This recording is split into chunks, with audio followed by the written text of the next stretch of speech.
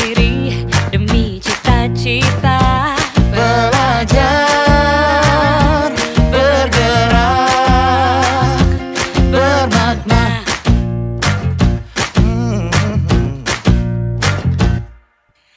Aku bisa belajar dari ilmumu. Oh, kamu bisa belajar dari yang ku tahu. Belajar, bergerak, bermakna. Yeah. Semua murid, semua guru, semua murid, semua guru, semua murid, semua guru, semua murid, semua guru, semua murid, semua guru, semua murid, semua guru. Meski berbagai budaya, berbagai usia, dan ingatlah bahwa kita insan yang merdeka. Belajar, bergerak, bermakna.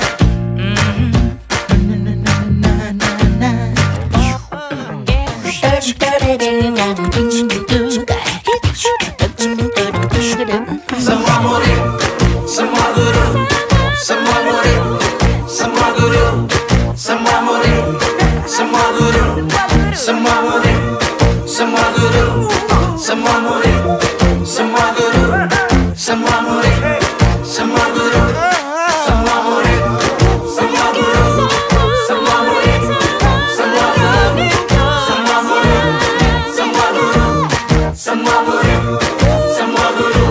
Belajar, bergerak, semua murid, semua guru.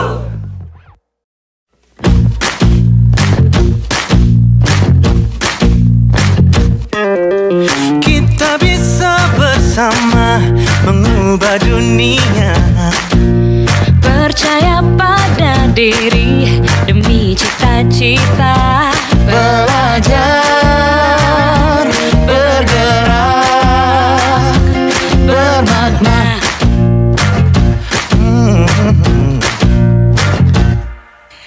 Aku bisa belajar dari ilmumu. Oh, kamu bisa belajar dari yang ku tahu. Belajar, bergerak, bermakna. Yeah. Semua murid, semua guru, semua murid. Om Swastiastu. Assalamualaikum warahmatullahi wabarakatuh. Salam sejahtera untuk kita semua. Salam Namo Buddhaya. Yang terhormat Bapak Kepala SMAN 12 Denpasar, yang saya hormati Bapak Wakasek Kesiswaan, yang saya hormati Bapak Ibu Guru, dan rekan-rekan CGP Angkatan 9 Kabupaten Badung yang saya banggakan. Puja dan puji syukur kita panjatkan kehadapan Tuhan Yang Maha Esa, Ida Sang Yang Widiwasa, karena berkat rahmat-Nya lah kita bisa berkumpul pada pagi hari ini untuk melaksanakan kegiatan diseminasi budaya positif di sekolah. Adapun susunan acara kegiatan pada pagi hari ini, yakni yang pertama adalah pembukaan, yang kedua adalah menyanyikan lagu Indonesia Raya, yang ketiga doa, keempat sambutan Bapak Kepala SMAN 12 Denpasar, acara kelima penyampaian materi oleh Bapak Ibu CGP Angkatan 9, yang keenam adalah diskusi, dan yang terakhir adalah penutup.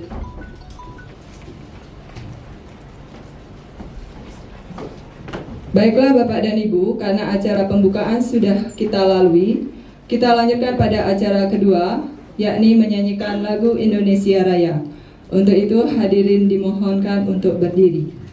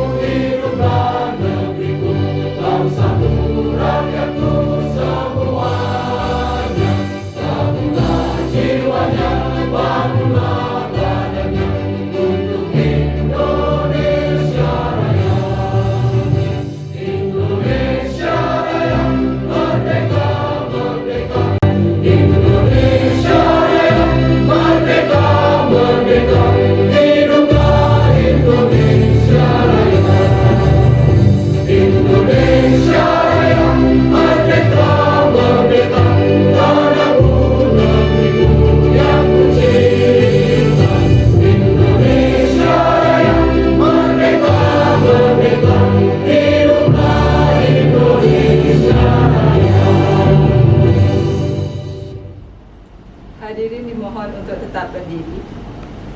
Acara akan dilanjutkan dengan acara ketiga, yakni doa. Untuk doa akan langsung saya pimpin. Berdoa sesuai dengan agama dan kepercayaan masing-masing. Berdoa dimulai.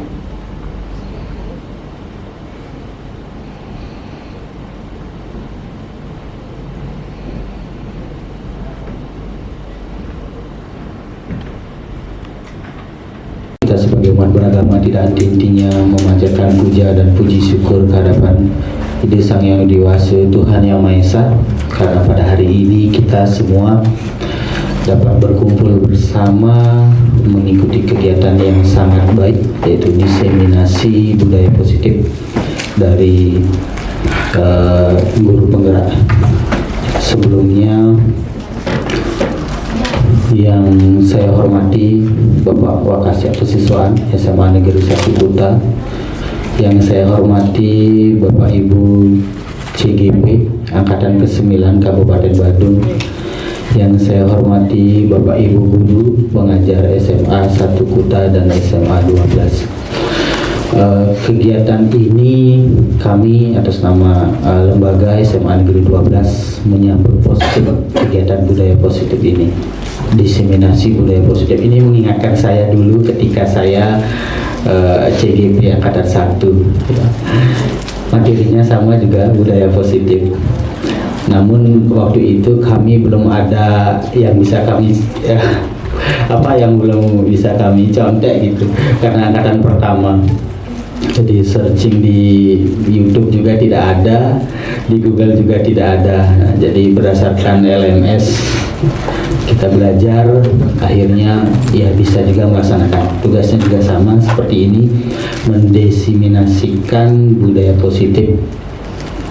Modul 1.4 ya? Ya, modul 1.4 kurang lebih 60 menit 60 menit minimal 60 menit gitu ya. Kalau saya dulu mungkin karena ini sudah angkatan ke-9, jadi pasti akan ada perubahan-perubahan. CGP kita ini sangat bagus ya, jadi otomatis merubah mindset kita. Mungkin awalnya apa sih budaya positif, rasanya kita sudah berbuat baik setiap hari gitu, rasanya sudah positif, memberikan contoh teladan ya. Ternyata ilmunya sangat menarik sekali, bisa merubah mindset kita sebagai pendidik. Otomatis dengan budaya positif ini diterapkan di sekolah, baik dari lingkungan yang terkecil dulu, dari ruang kelas, kemudian bisa menjadi budaya sekolah gitu, dari budaya kelas menjadi budaya sekolah. Saya berharap guru-guru yang muda yang sudah, kalau nggak salah syaratnya 5 tahun sudah mengajar gitu, boleh mengikuti guru penggerak ya. Jadi kalau memang sudah syarat ketentuan berlaku sudah terpenuhi, jangan telat, ikuti saja gitu. Memang berat, diseleksinya berat, ada mengisi IC, kemudian ada wawancara, ada simulasi mengajar. Tapi yakin kalau sudah serius, semangat, dengan bantuan teman-teman senior-senior CGP yang sudah lewat, pasti bisa dilalui. Mengingat ada pepatah ganti menteri, ganti kebijakan. Ini kesempatan ya. Pepatah juga mengatakan tidak ada kesempatan yang kedua gitu. Mumpung masih ada katanya sampai CGP angkatan ke-13.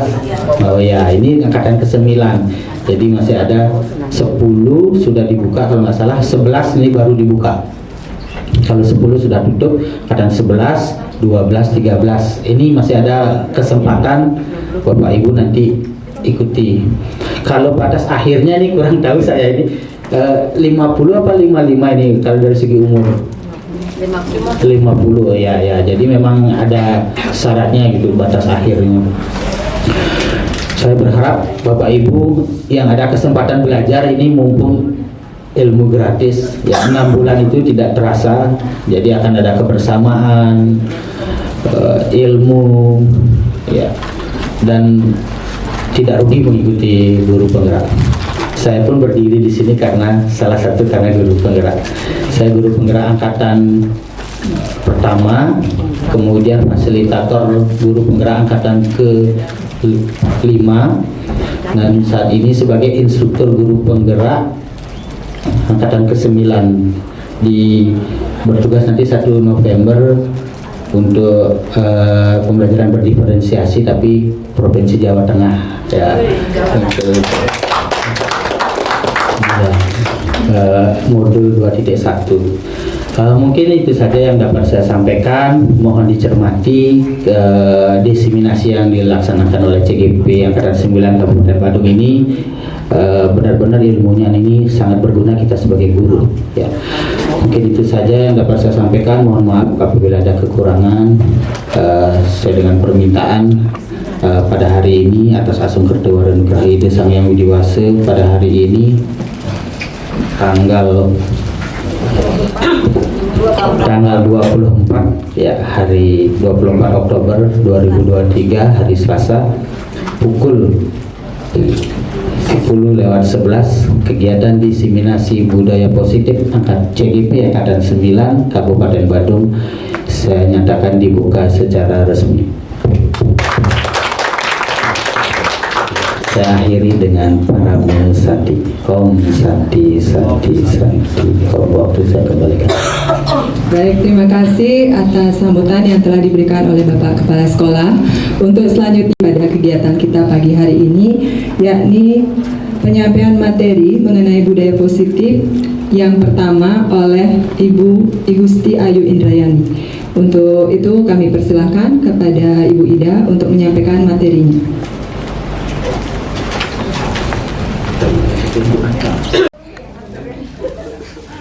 Om Swastiastu untuk Bapak Ibu Guru, yang terhormat Bapak Kepala Sekolah SMA 12, rekan-rekan CGP yang sudah membantu dari waktu ini sampai sekarang ya, masih setia.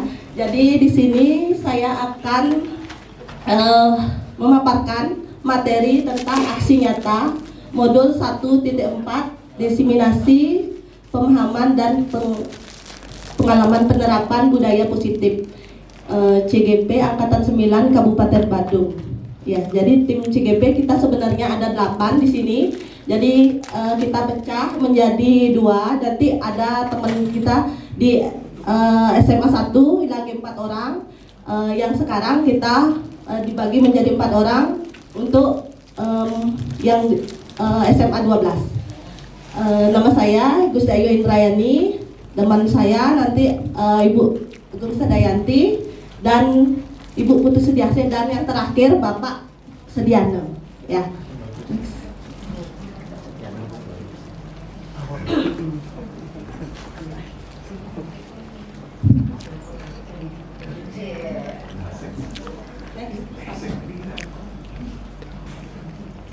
Ya, mari belajar, berkolaborasi, saling mendukung demi wujudkan budaya positif di sekolah yang kita cita-citakan. Salam bahagia Bapak Ibu Guru hebat. Dalam kesempatan ini kita akan berbagi tentang 2 hal, yaitu konsep-konsep budaya positif dan pengalaman penerapan budaya positif.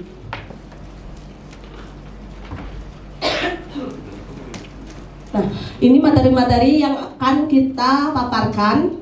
Jadi nanti kita bagi-bagi di sini karena kita ada berempat. Jadi nanti kita bagi-bagi. Jadi saya akan yang pertama itu perubahan paradigma belajar dan disiplin positif.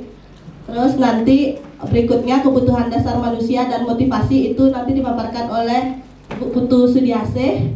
Terus restitusi posisi kontrol guru dan keyakinan kelas mungkin nanti Ibu Sadayanti. Terus yang terakhir segitiga restitusi itu nanti Bapak Sediano ya.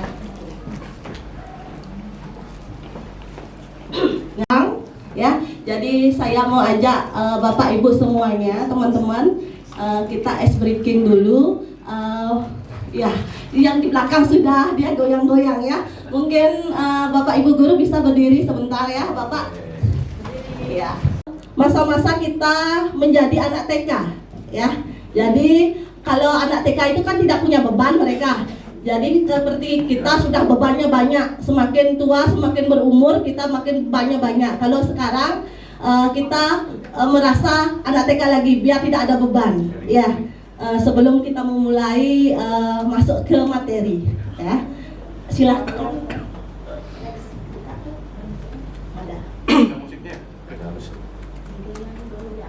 Nah, nanti itu adalah lagunya panjang pendek. Ya, pokoknya ikuti, kalau panjang ya panjang begini, kalau pendek pendek.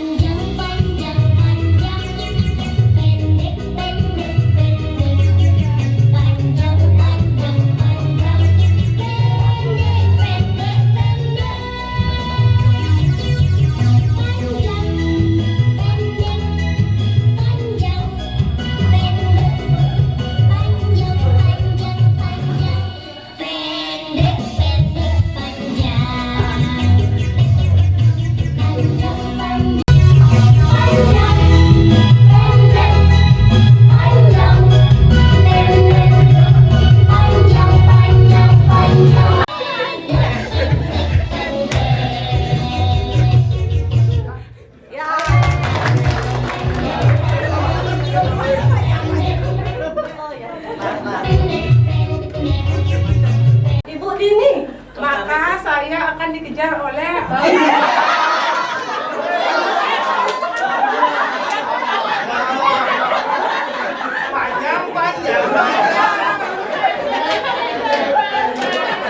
semangat pokoknya di sini ya.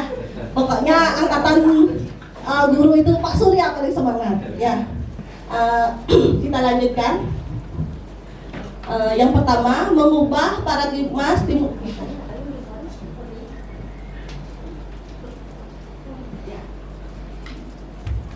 Jadi miskonsepsi stimulus respon pendekatan teori kontrol. Jadi yang pertama nanti ada stimulus respon dan ada teori kontrol.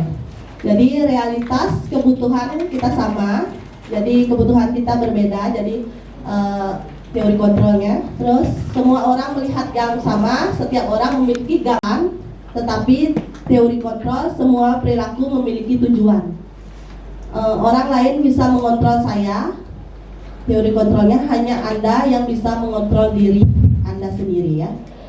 Saya bisa mengontrol orang lain, Anda tidak bisa mengontrol orang lain. Pemaksaan ada pada saat rujukan atau gagal. Kolaborasi konsepsi menciptakan pilihan-pilihan baru. Jadi seperti itu ya. Jadi bolanya. Tetapi teori kontrol semua perilaku memiliki tujuan. Orang lain bisa mengontrol saya. Teori kontrolnya hanya Anda yang bisa mengontrol diri Anda sendiri ya. Saya bisa mengontrol orang lain, Anda tidak bisa mengontrol orang lain. Pemaksaan ada pada saat rujukan atau gagal. Kolaborasi konsepsi menciptakan pilihan-pilihan baru. Jadi seperti itu ya. Jadi bolanya. Makna disiplin itu adalah suatu yang dilakukan seseorang pada orang lain untuk mendapatkan kepatuhan. Kita cenderung menghubungkan kata disiplin dengan ketidaknyamanan biasanya ya. Jadi menghukum biasanya kita ngasih siswanya, umpamanya dia terlambat masuk kelas. Jadi kita kasih hukuman, nanti kamu ketidaknyamanannya ya.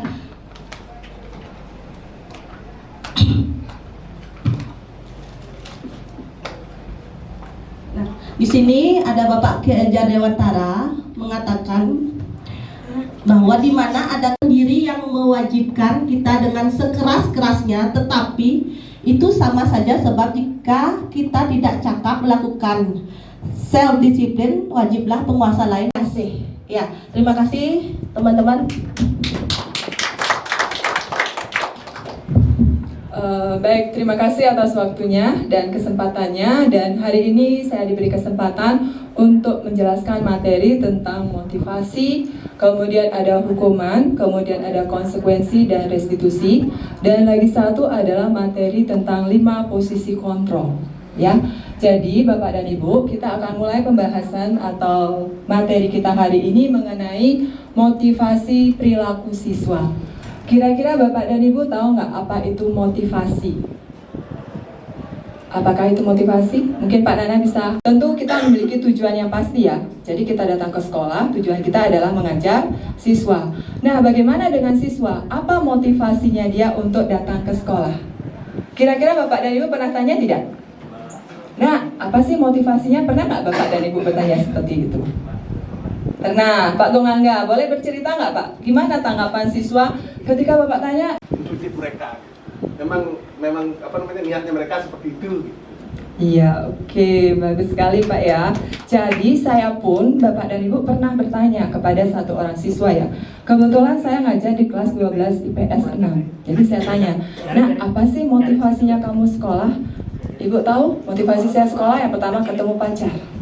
Terus yang kedua adalah biar dapatkan bekal dari orang tua. Jadi kalau di rumah itu saya nggak ada bekal Bu, tapi kalau ke sekolah saya ada alasan untuk dapatkan bekal.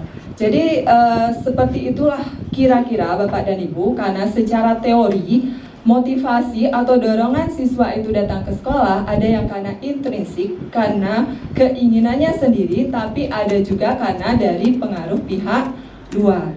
Nah, di sini sudah disajikan juga bahwa motivasi siswa itu datang ke sekolah yang perlu sebagai bekal kita berbagi juga. Jadi selain motivasi itu ada hukuman. Nah, hukuman itu adalah sesuatu yang sifatnya mendadak ya. Kita nggak pernah ngasih tahu, oh kamu melanggar, nanti hukumannya seperti ini kan. Kita nggak ada perjanjian ketika memberikan hukuman kepada siswa. Begitu lihat dia melanggar, pasti kamu melanggar, langsung dah kita berikan hukuman. Nah, kadangkala hukuman yang kita berikan itu menyebabkan perasaan tidak nyaman. Pernah nggak Bapak Ibu menghukum siswanya? Ada yang pernah menghukum siswanya? Pernah. Kalau Pak Wisma, pelanggaran apa yang pernah dilakukan sehingga kok dihukum siswanya? Iya, rambutnya panjang. Atau tidak. Baik, terima kasih atas kesempatannya. Jadi hukuman yang pernah saya kasih ke siswa itu pertama disebabkan oleh siswa tidak mengerjakan tugas kalau di kelas. Iya. Nah, kemudian hukumannya biasanya saya tanyakan dulu kenapa mereka tidak mengerjakan tugas. Kebanyakan dari mereka tidak mengerjakan tugas alasannya karena lupa. Yang kedua karena yang paling sering alasannya karena tidak sekolah. Karena tidak sekolah berarti mereka punya alasan untuk tidak mengerjakan tugas. Jadi dari sana saya memberikan istilahnya masukan gitu, seperti itu. Jadi saya tidak memberikan hukuman, tapi saya lebih memberi mereka motivasi bagaimana seharusnya PR itu dikerjakan. Nantinya mereka PR itu kan bisa dikerjakan dengan cara meminjam joker. Satu aja nggak cukup ya. Jadi harus langkah 4 dulu baru mau dikerjakan. Akhirnya mereka ketawa gitu. Iya. Sehingga itu lumayan membuat takut sebenarnya. Jadi setelah itu banyak siswa yang membuat PR. Tetapi mungkin dari sisi psikologi siswa, mungkin alasan mereka mengerjakan PR itu hanya karena takut gitu. Tidak karena keinginan mereka sendiri untuk pintar atau mengerti PR yang diberikan itu.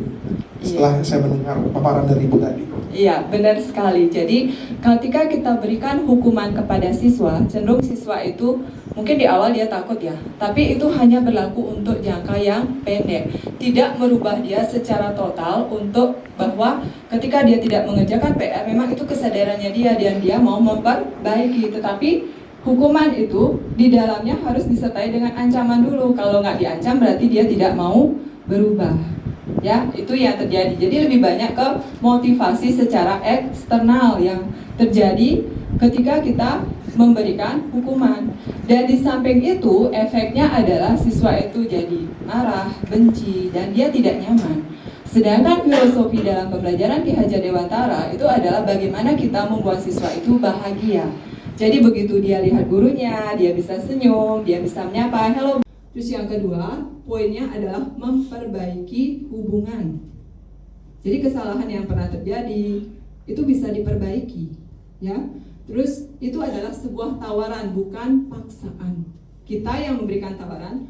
Nah, kalau kamu terlambat hari ini, gimana upayamu besok nggak terlambat? Kan kita yang ngasih penawaran, dia yang memberikan jawabannya. Terus untuk selanjutnya menuntut untuk melihat ke dalam diri. Dia akan memikirkan dirinya, kenapa saya melakukan kesalahan itu, dan saya tidak akan mengulangi lagi setelah diberitahu bahwa tindakannya salah. Ya, terus mencari kebutuhan dasar yang mendasari tindakannya.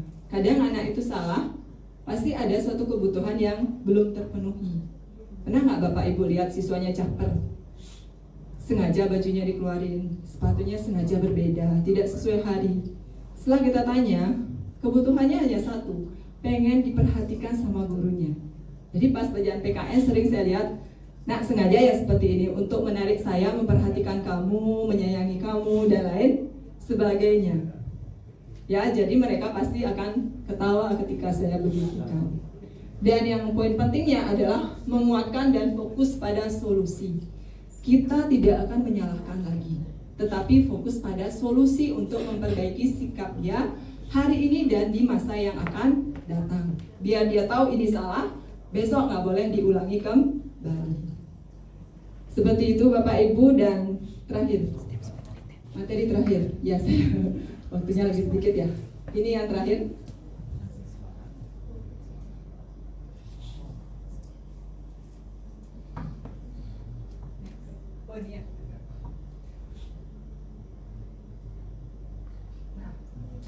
Baik Bapak dan Ibu, ini materi saya yang terakhir, 5 posisi kontrol guru.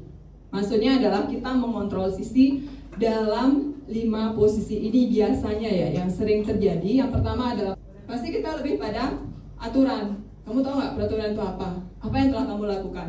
Pasti seperti itu bahasanya. Dan yang terakhir, kalau posisi manajer, jadi bahasanya, apa kamu mengetahui kesalahan yang kamu buat?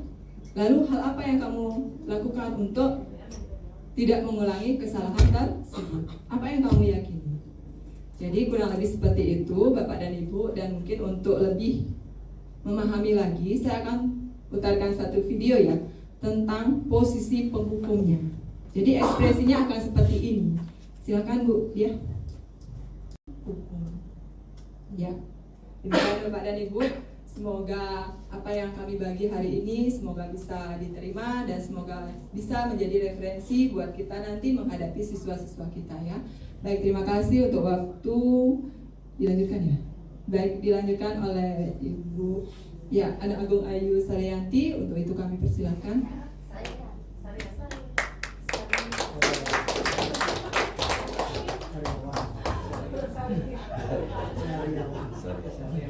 Mohon izin Bapak, baik Bapak Ibu guru hebat semuanya, masih semangat apa sudah mengantuk? Antara melihat apa masih mengantuk atau semangat? Ya, semangat ya. Baik Bapak Ibu guru hebat semuanya yang hadir di sini, pertama-tama saya ucapkan terima kasih ya sudah mengikuti kegiatan ini dalam penyampaian diseminasi materi yang kita ada di budaya positif. Baik, mohon Bapak Ibu mendengarkan. Ini sebenarnya saya termotivasi dengan kepala sekolah saya. Ya. Bunga mekar di pagi hari. Ada mawar dan juga melati. Sebelum masuk ke pembahasan inti materi, dengarkan dulu pantun dariku ini. Pantunnya, TV rusak jangan dipukul, nanti dia bisa mati. Karena semua sudah berkumpul, maka saya akan mulai pemaparan materi ini. Baik Bapak Ibu, materi yang saya akan sampaikan, saya di sini berbagi ya, berbagi bukan menggurui ya. Materi yang saya ingin sampaikan yaitu tentang keyakinan kelas. Jadi mungkin Bapak Ibu tahu apa itu keyakinan?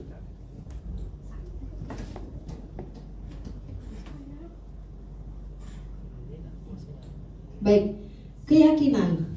Keyakinan adalah nilai-nilai kebajikan universal yang disepakati secara tersirat dan tersurat, lepas dari latar belakang, suku, negara, bangsa, bahasa maupun agama. Ya. Nah, mengapa keyakinan bukan peraturan kelas saja? Nah, di sini seseorang akan lebih tergerak dan bersemangat untuk menjalankan keyakinannya daripada hanya sekedar mengikuti serangkaian peraturan tertulis tanpa makna. Murid-murid pun demikian. Mereka perlu mendengarkan dan memahami arti sesungguhnya tentang peraturan-peraturan yang diberikan. Apa nilai kebajikan di balik peraturan tersebut? Apa tujuan utamanya, dan menjadi tidak tertarik atau takut hingga hanya sekedar mengikuti serangkaian peraturan-peraturan yang matur dekat tanpa memahami tujuan mulianya.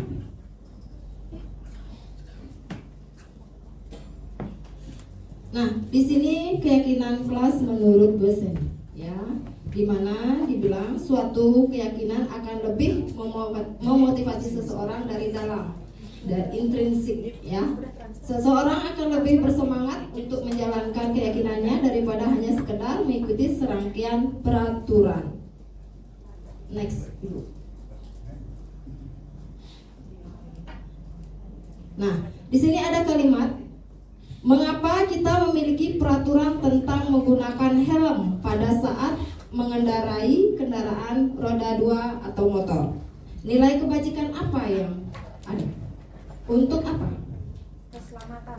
Untuk keselamatan. Baik, kalimat berikutnya, mengapa kita memiliki peraturan tentang menggunakan masker dan mencuci tangan setiap saat? Itu untuk kesehatan. Nah, nilai keselamatan dan kesehatan inilah yang disebut dengan suatu keyakinan. Gitu Bapak Ibu, ya. Next.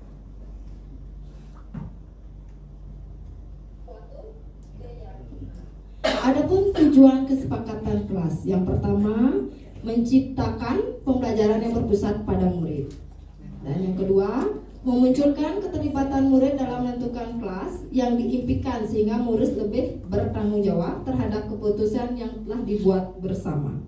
Yang ketiga, menumbuhkan komunikasi efektif antara murid dan guru. Jadi secara garis besarnya tujuan keyakinan kelas itu adalah untuk menciptakan pembelajaran yang aman, nyaman, dan next.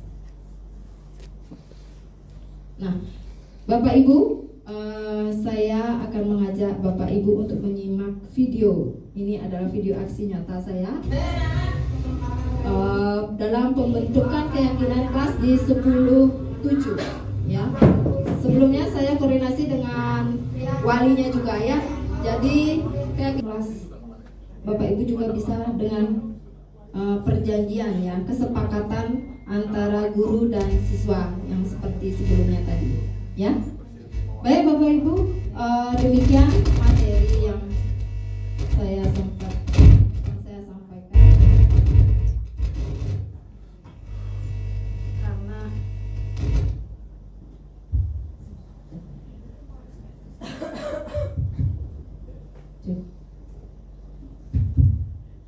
Karena tadi saya awali dengan pantun, sekarang saya akhiri juga dengan pantun. Ke laut memancing ikan, perginya bersama kawan. Sekian materi yang dapat saya sampaikan. Terima kasih telah memperhatikan. Selanjutnya pemateri berikutnya rekan saya Pak Sediana, dipersilakan.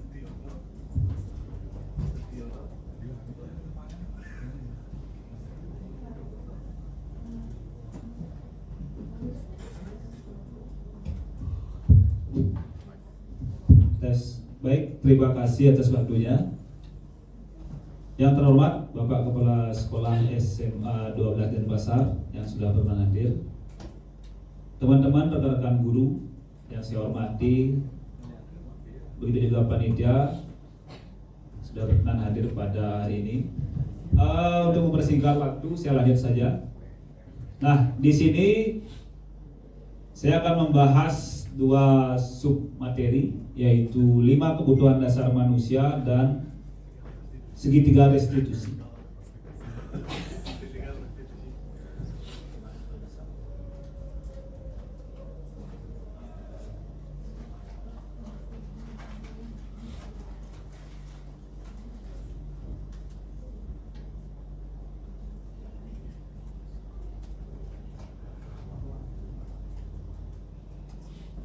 Baik, teman-teman.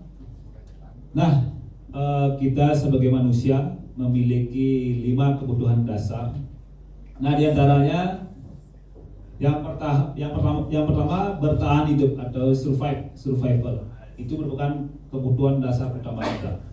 Yang kedua, kasih sayang dan rasa diterima, love and belonging. Nah, kasih sayang kita harus di sekolah mengajarkan anak-anak apa itu kasih sayang yang tulus, saling menyayangi, harus punya banyak kasih dan cinta, ya. Nah, kenapa? Cinta itu kan energi paling purba, ya.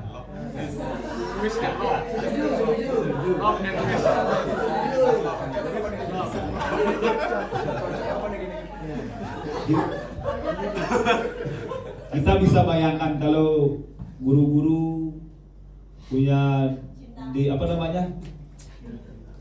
lingkungan guru ada rasa kasih sayang, pasti akan harmonis, ya.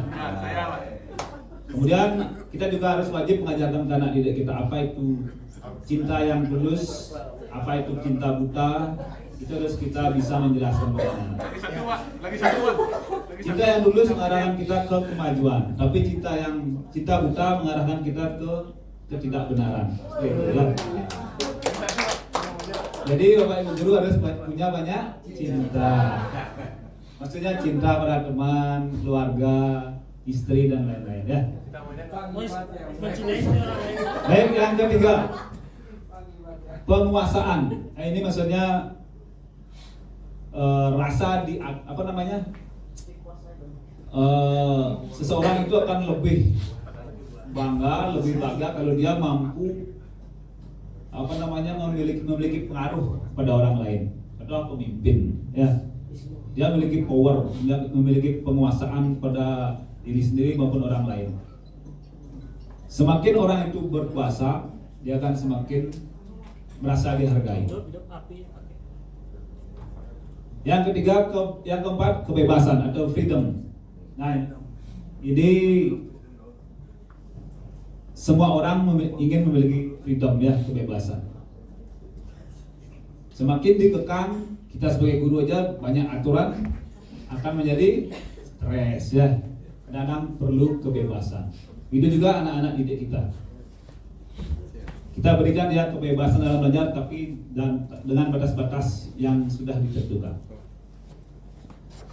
Di situ bukan menebus kesalahan, tapi memperbaiki, menemukan solusi. Kemudian memperbaiki hubungan. Tawaran bukan paksaan. Menuntut untuk melihat ke dalam diri. Menuntun, ya. Mencari kebutuhan dasar yang mendasari tindakan dan menguatkan dan fokus pada solusi. Nah, itu restitusi. Lanjut.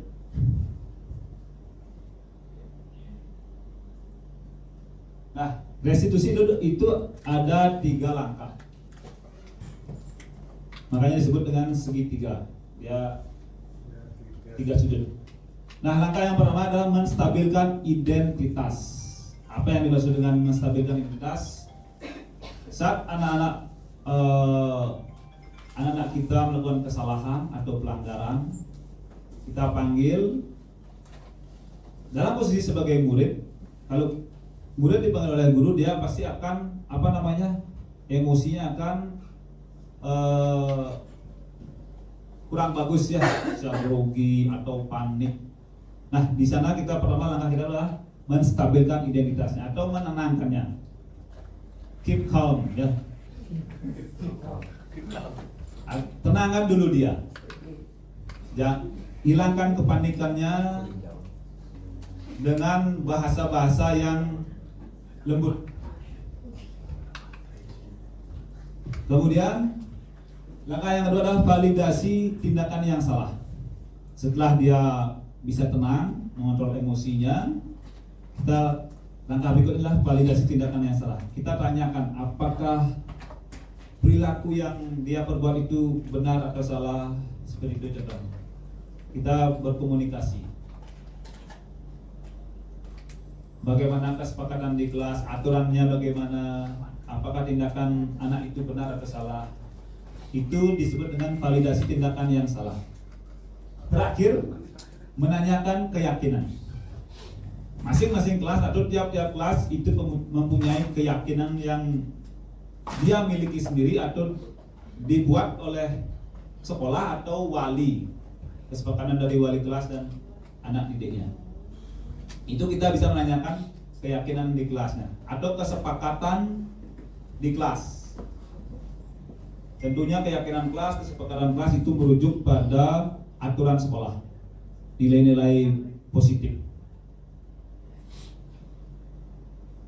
Kita menanyakan keyakinannya bagaimana, terus setelah dia sadar apa salahnya, terus bagaimana seharusnya dia bertindak atau berperilaku berdasarkan keyakinan kelas, baru kita memberikan solusi. Atau kita bisa memotivasi anak itu sendiri untuk menemukan solusinya. Itu langkah dari segitiga restitusi. Tidak semata-mata kita sedang menjawab dengan teori konseling, ya, itu baik sekali. Dan Bu Sudiasih menjawab dari kontrol dia sebagai pemandu dan manajer. Itu dulu kita laksanakan. Kalau sudah tidak berhasil, baru teori terakhir, hukuman. Tidak ada sekolah yang menerima, bagaimana? Bisa homeschooling. Itu yang paling berat, gitu ya. Tapi jarang terjadi seperti itu. Mudah-mudahan tidak sampai seperti itu. Baik. Nah, ini saya akan tayangkan video yang mungkin akan memperkuat dari Aku bisa belajar dari ilmumu. Oh, kamu bisa belajar dari yang ku tahu. Belajar, bergerak, bermakna.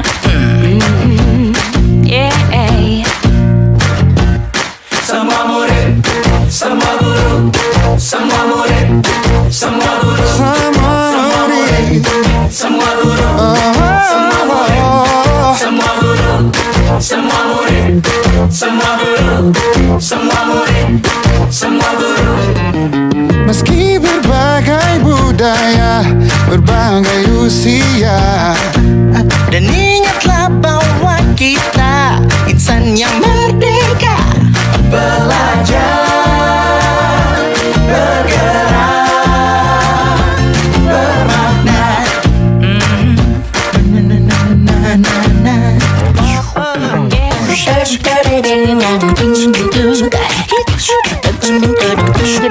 Semua murid, semua guru, semua murid, semua guru, semua murid, semua guru, semua murid, semua guru, semua murid,